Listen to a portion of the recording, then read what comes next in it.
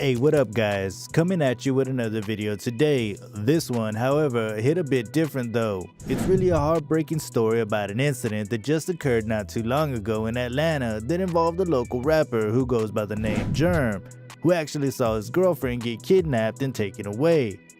This story takes a dark turn a couple hours later when the police finally found out what happened to her. This one was a tough one to hear about, and it truly shows how messed up this world is right now.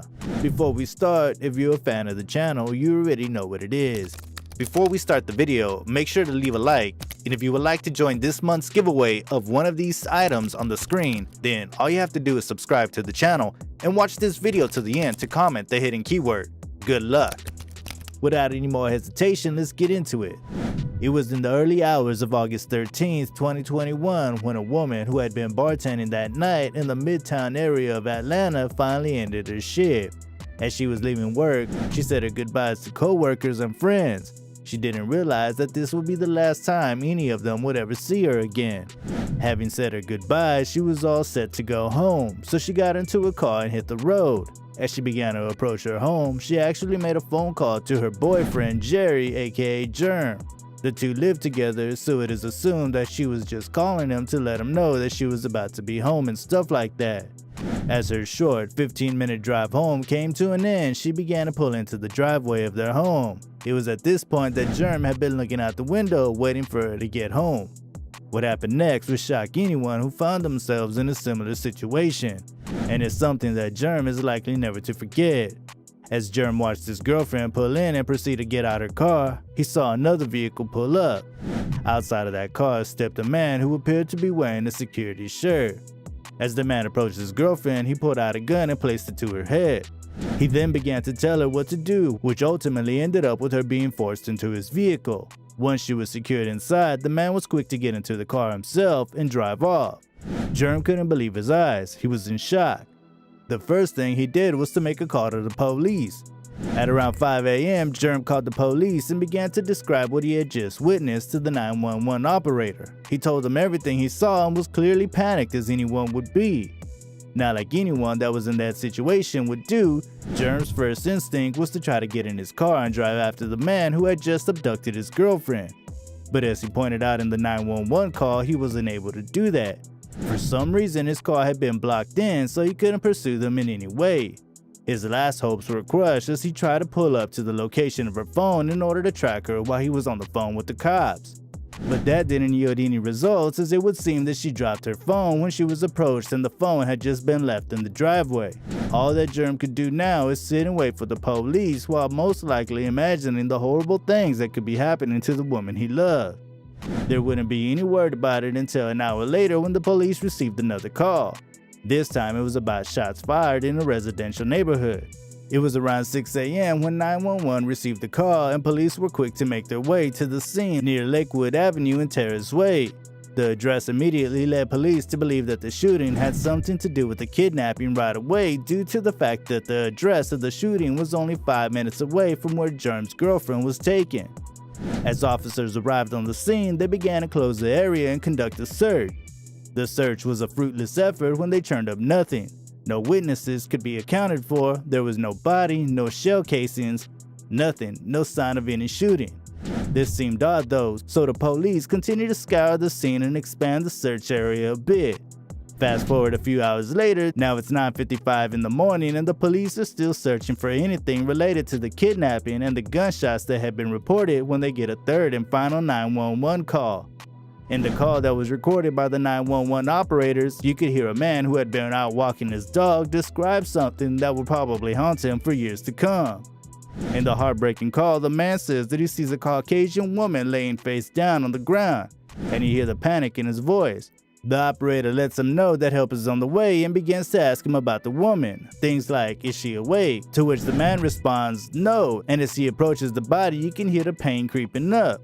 He utters the words, she's dead, and begins to describe blood around the upper body and the fact that the woman's mouth and nose were directly against the ground. This is when he says, Lord, that's somebody's baby, and it's enough to tear you to pieces. Mariam Abdulard was 27 years old when she was kidnapped shortly after finishing her bartending shift. She was shot and killed about an hour after being taken, with her body being left to be discovered in front of an abandoned house near its mailbox. May she rest in peace. At first, there was no suspects in mind, though the police were searching frantically for any shred of evidence to point them in the right direction. This all changed a few hours later in the city that's located about an hour away from where the body was discovered. Apparently, police had made an attempt to stop a man in an SUV for a driving violation that ended up in a police chase. The man in the SUV ended up crashing into another car and was ultimately arrested after being airlifted to an Atlanta medical center. Once police found out the identity of the driver, he immediately became a suspect in the murder of Mariam Abdulard. The man was ID'd by police as DeMarcus Brinkley, a 27-year-old with a history so dark you're finna be wondering how this man was still walking around. DeMarcus had just finished doing time in prison last year and was released in November of 2020. After hearing all of his criminal history, many people were wondering why he was let out in the first place. Back in 2012, he found himself in lockup after soliciting oral sex in exchange for payment with an undercover police officer. However, this was nothing compared to what was to come. After being released in 2012, DeMarcus found himself in trouble again. This time it was for aggravated assault. DeMarcus apparently came at a man with a knife and slashed him up a bit. Less than a month later, in July of 2012, a woman reported that DeMarcus had done the unthinkable. He attacked and raped her 7-year-old daughter. Upon further investigation, it was quickly discovered that he actually had a previous conviction of molestation dating back to when he was in his juvenile years. Though he had allegedly been attending counseling, it wasn't enough for DeMarcus. The mother of the 7-year-old apparently left the child alone with DeMarcus for some unknown reason, and the child describes what happened to her is too much for anybody to read, speak, or hear. But it's clear that this man was a monster and something should have been done about him a long time ago. This wasn't all though. It turns out a year later, DeMarcus was caught by a woman while he was trying to rape her daughter. A week later, police finally arrested DeMarcus. After being charged with multiple counts of aggravated child assault and child molestation, it's wild that this man was ever allowed to see the light of day again.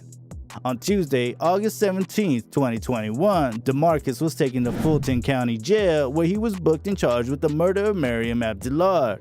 He was ultimately charged with aggravated assault, kidnapping, as well as false imprisonment and murder. There's a chance that he'll be facing death by execution, which is something that many people believe is long overdue. All I can say after hearing this story is my condolences to Mariam's family, as well as Germ. May she rest in peace. I hope this monster, DeMarcus, gets everything he deserves and nothing less. It just goes to show you how scary of a place this world is. You never know what kind of darkness lies in someone until it comes out. What you think? Should DeMarcus get the death penalty for all the crimes he has committed and all of the other people he has hurt? Be sure to let us know in the comments section. That's all for today's video. Thank you for watching, and as always, be safe out there. We out. Hey you. Yeah you. You liked the video? Great. We got another one for you that we guarantee you'll like. And all you have to do is click on the screen. It's free and without any hidden fees, but you have to click on fast because this message will self-destruct in 5 seconds.